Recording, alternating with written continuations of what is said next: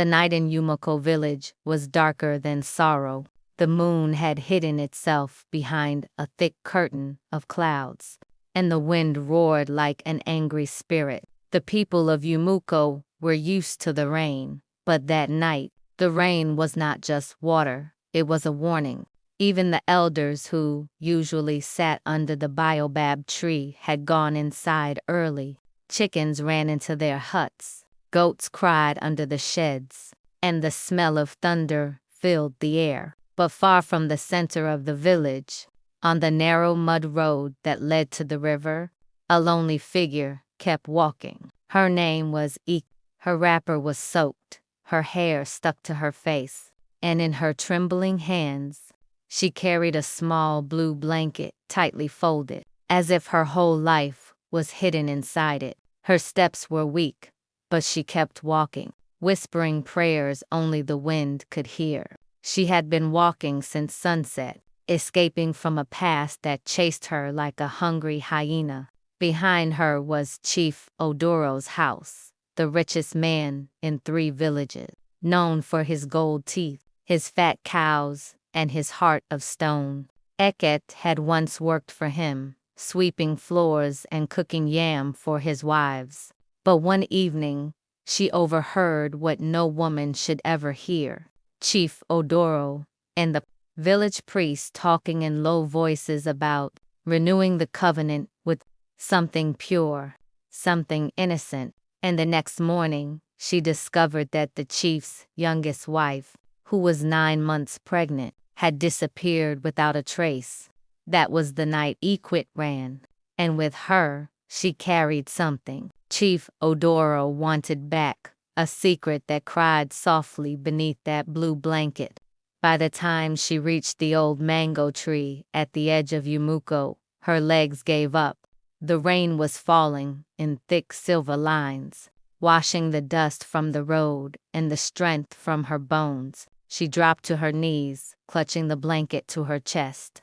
From afar, the faint lantern light of a passing cart appeared. The driver was a young palm wine tapper who sometimes carried people across the village. On his donkey cart, he was on his way home, singing an old song about rain and love. When he saw the shadow, at first he thought it was an animal, maybe a lost goat. But when lightning flashed, he saw the woman curled under the tree, shaking. He jumped down from his cart and ran to her side. "Hey, madam. Are you alive?" he shouted above the rain. Aket could barely open her eyes. She looked at him, her lips trembling. "Please, help me. My baby." Okoro froze. "Baby." He looked down at the blue blanket and saw a tiny movement inside. "By the gods," he gasped. "You are carrying a child in this storm." She nodded weakly. They will find me." "Who will find you?" he asked, but she did not answer. Her head tilted to the side, her body trembling from cold and exhaustion. Okoro did not waste another second. He lifted her carefully into his cart, covering her and the blue blanket with his only dry cloth. "Hold on, madam," he whispered. "You are safe now. Nobody will touch you." As he rode toward the village, thunder cracked across the sky like drums of war. In the distance, a black horse galloped along the wet path, a rider wearing a red scarf, holding a lantern that cut through the darkness. Chief Odoro's men were already searching. The night after the storm was heavier than silence itself. The air was thick, soaked with the smell of wet soil and burnt firewood. The rain had stopped, but the wind still carried the ghosts of thunder. Abeni sat inside her small mud hut, the blue blanket wrapped tightly around her shoulders. Its fabric was damp, yet it gave her warmth no fire could match. She kept staring at the door, half expecting it to open by itself. Her mother used to say, "When a blanket speaks, you must listen to the wind." But Abeni had never understood those words, not until tonight. From far away, a dog barked once, twice, and then silence again. Only the faint hum of crickets filled the world. Benny looked down at the blanket. A soft blue light shimmered faintly across the threads, like moonlight trapped inside it. Her heart trembled. She reached out her hand and touched the corner, and it moved. Just slightly, like something inside was breathing. Benny gasped, pulling her hand back. "No, it can't be," she whispered. She looked again, and this time she saw it clearly. The blanket was glowing. It was alive. Tears filled her eyes as old memories flooded back. Her mother, the healer of the village, had once wrapped this very blanket around a dying child, and the child had lived. The people called it a miracle, but some had whispered that it was witchcraft. And after that night, everything changed. Her mother was found dead near the river a week later, and the blanket disappeared. Now, years later, it had found its way back to a bench. She heard a knock on the door, 3 slow knocks. Her heart froze. "Benny," came a voice, low and cracked. It was not the old woman she had met by the river earlier that day.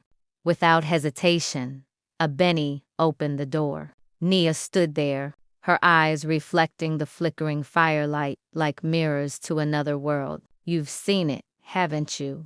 the old woman said softly. Benny nodded, trembling. "It moved. It glowed." Nia stepped closer. "The blanket has chosen you now. It belongs to the one whose heart is pure. But beware, child, purity draws both light and darkness." Benny frowned. "What do you mean?" "The elders will come for it," Nia said. "They fear what they cannot control." "But it saved lives once," Benny argued. "And it destroyed them too," Nia whispered. Thunder rolled faintly in the distance, though no clouds remained. Nia's voice grew heavy. "Your mother knew this day would come. She left you something, a truth buried in silence. Follow the river when the moon is full. You will find what she could not tell you." Before Benny could speak, Nia turned away, her figure melting into the night mist. Benny stood there, heart pounding, holding the glowing blue blanket close to her chest. It pulsed faintly, like a heartbeat. Outside, the wind whispered through the trees, carrying voices she couldn't understand. Some sounded kind, others did not. That night, Benny couldn't sleep. Every time she closed her eyes, she saw her mother's face, and the last words she had ever spoken. "Never let them take it, my child. The blanket knows your name." The night of the full moon arrived sooner than Benny expected. The air that evening was unnaturally quiet. Even the crickets had stopped their song. The villagers were asleep, but Benny couldn't close her eyes. Every word Nia had spoken kept echoing in her mind. "Follow the river when the moon is full." So, just before midnight, she stepped out of her hut, the blue blanket wrapped around her like armor. The moon hung heavy in the sky, so bright it painted silver on every leaf, every ripple of the dark river beyond the fields. Benny walked barefoot through the wet grass. Each step seemed to pull her closer to something ancient, something waiting. The wind moved softly, whispering her name between the trees. She didn't know if it was her fear or the blanket that made her shiver. When she reached the riverbank, the world felt still, like time itself had stopped breathing. The water glowed faintly, reflecting the blue from her blanket. She knelt down and dipped the corner of the cloth into the river. At once, ripples spread across the surface, glowing brighter and brighter until the whole river shimmered like liquid light. Benny gasped and took a step back. From the reflection on the water, she saw a figure forming, not behind her, but inside the river. It was her mother, her eyes filled with tears. "Mother," she whispered. The reflection smiled, warm and sad. "My child," a voice echoed softly, though her mother's lips never moved. You have carried my burden with courage. Abeni's knees gave way. I don't understand. Why me? The blue blanket was never a gift. Her mother's voice continued. It was a promise. When I used it to save the sick child, I bound part of my spirit into it. That's why it glows. It carries life. But every life it saves must take a piece of the one who holds it. Abeni's heart pounded. Then, you died because of it. Her mother nodded slowly. The elders knew its power. They wanted to use it, not for healing, but for control. When I refused, they took it from me, and my spirit was trapped within. The river's light began to pulse, like a heartbeat. My time grows short. Her mother's voice trembled. Now, you must decide. The blanket can heal the sick once more, but it will take your life as it took mine. Or, you can return it to the river and end its curse forever. Abeni fell to her knees, crying, Mother, I can't. You must, her mother said gently. The village will need healing again. A fever will rise soon. You can save them, but you must be willing to pay the price. The reflection began to fade. The blue glow softened until only moonlight remained. Abeni reached toward the water, her voice breaking. Wait, please. But only her own reflection stared back. She sat there, trembling, her hands clutching the wet fabric. The blanket no longer glowed, yet she could feel a faint pulse, as if it was alive and waiting for her decision. Behind her, the forest rustled. Someone was watching. Abeni turned and saw two figures standing at a distance, holding torches. The village elders. The glowing forest stood before Kwaku like a living dream, breathing, whispering, and calling him closer. The light wasn't still. It moved like liquid gold between the trees, forming shapes that almost looked human. His heartbeat matched the rhythm of the wind, every breath heavier than the last. Who's there? He asked softly, his voice trembling in the silence. But the only answer was the low hum of insects and the distant cry of an owl. As he took another cautious step, the earth beneath him felt warm, as if it had a pulse of its own. The air shimmered with energy, and suddenly, a faint figure began to appear. It was the shape of a woman, tall, graceful, and glowing like the moon. Her hair floated like smoke, her eyes deep as the night sky. Kwaku froze. He wanted to run, but something in her gaze held him still, calm, powerful, ancient. You shouldn't have come here, child of the sun. The figure spoke in a voice that echoed inside his mind rather than through the air. The forest remembers. Even when men forget, Kwaku tried to speak, but his lips refused to move.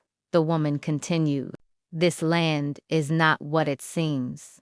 Every shadow has a story, and every whisper has a warning. Then, she stretched out her hand, and suddenly Kwaku saw visions, flashes of fire, screaming villagers, and the old woman he had met earlier crying by the same riverbank.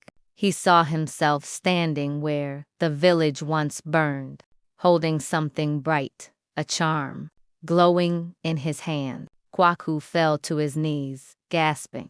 The woman's voice faded like smoke in the wind. The balance has been broken, she said, and it is you who must restore it. When he opened his eyes again, the glowing forest was gone. Only the sound of night remained, crickets, wind, and the faint ripples of the river. But his hand still burned faintly with light, as if the forest had left its mark on him. He stood up, confused, afraid, yet strangely at peace. He began to walk back toward the village, unsure of what awaited him, but deep down, he knew one thing: his life would never be the same again. The forest had chosen him, and in the shadows behind him, two golden eyes opened, watching, waiting, whispering. The sun had barely risen over the African village when Kwaku emerged from the forest, his body exhausted but his spirit awake in a way it had never been before. The glowing forest behind him now appeared ordinary, yet he knew what he had witnessed would never leave his memory. The whispers, the light, and those golden eyes, they had marked him, given him a purpose beyond what any ordinary villager could imagine. He had returned with a burning determination to find the baby and protect Ekite from the evil that had shadowed her every step.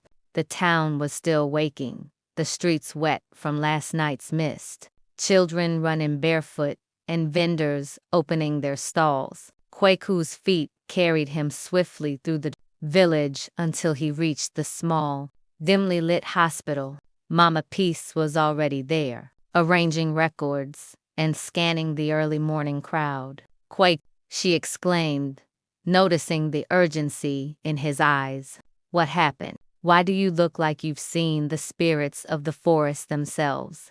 He didn't answer at first. He ran inside, straight to the ward where Ekite was resting. Her eyes fluttered open as he approached, and a weak smile formed on her lips. You came back," she whispered. "Yes, Ekite. I will not let them take your child," Kwaku said firmly. "I know where your baby is, and I will bring him back." Mama Peace nodded solemnly. "Then we must be careful. Madame Frehan has eyes everywhere. Any misstep, and she could vanish with the child again." Kwaku recounted everything he had learned: the black jeep, the glowing forest, and the mysterious vision that had marked his hand with light. Mama Peace listened carefully, understanding the gravity of the situation. She had seen the corruption within the hospital and knew that the wealthy Madame Frehan had connections with powerful people, some who could silence anyone who threatened them. But Kwaku was not a man to be silenced. That night, he prepared a plan. With the help of Mama Peace, he would sneak into Frone Foundation under the guise of a delivery man, just as he had done before. Only this time, he had a clearer path, a sharper mind, and the forest's mark guiding him. Night fell again, and Kwaku followed the same route, staying hidden among shadows, his lantern extinguished. The black jeep arrived right on time, and Kwaku observed carefully. 2 guards were stationed at the gates. But Mama Peace's distraction, a loud commotion at the hospital entrance, drew their attention away for a brief moment. Kwaku slipped through, his heart pounding with each step. He moved swiftly, silently, until he reached the storage room. The familiar smell of baby blankets, bottles, and sealed envelopes greeted him. And then he saw it, a small blue blanket peeking from one of the boxes. He knelt, lifting it slowly, and there was the baby, Iki, child, alive, small and warm against his chest. A soft whimper escaped the baby, and Kweku's chest tightened with relief. He had succeeded where so many others had failed. But before he could move, a cold voice sliced through the room. "You are persistent, aren't you?" Madame Frohan stood in the doorway, her gold earrings glittering under the dim light. Her expression was calm, but her eyes were sharp, dangerous. Kwaku held the baby tightly. "This child belongs to Ekite. You have no right to keep him." Fran's smile was thin and cold. "Rights. In this world, it is power, not rights, that defines ownership. You are brave, but bravery alone will not save you." Kwaku glanced around, looking for a way out. The storage room had a small side exit, a narrow window leading to the forest. He took a deep breath, and in that moment, the mark on his hand burned brightly. It was the forest guiding him, reminding him of his purpose. With careful steps, Kwaku ran toward the window, ignoring Fran's shouted threats. He squeezed through the narrow space, landing softly among the tall grass outside. The forest seemed alive, welcoming him back into its embrace, hiding him from prying eyes. He ran, holding the baby tightly, until he reached the safety of the village outskirts. Mama Peace and a kite were waiting, their eyes wide with hope and fear. Kwaku handed the baby to a kite, tears of relief streaming down all their faces. Your child, he is safe, he whispered. A kite held her baby close, rocking him gently, her tears mixing with his tiny hands. Thank you, Kwaku. I don't even know how to repay you, she said softly. Kwaku shook his head. No repayment needed. I only did what was right. Mama Peace looked at Kwaku with pride. The forest marked you for a reason, Kwaku. Your courage, your heart, it brought light into the darkness. Today, justice is done. The next morning, news spread quietly through the village. Madame Frone had vanished mysteriously, her foundation closed. Rumors said she had fled to another city, but no one knew for sure. Ekite remained in the village, safe and strong, holding her child close. Kwaku returned to his small hut, the village slowly returning to its normal rhythm. His heart was calm, filled with a quiet pride. The forest had changed him, the night had tested him, and he had emerged stronger, wiser, and braver. And as he looked toward the horizon, the golden light of dawn reflected in his eyes. Somewhere deep in the forest, he felt the faint whispers again, not of fear, but of promise. That night, the forest had chosen him, and he had chosen courage, love, and justice. The village slowly awoke to a new day, unaware of the silent battles fought in the shadows. But Kwaku knew, in his heart, that the balance had been restored, and that even in darkness, light always found its way. The whispers of the night faded, leaving behind a story of bravery, hope, and the unbreakable bond between courage and destiny.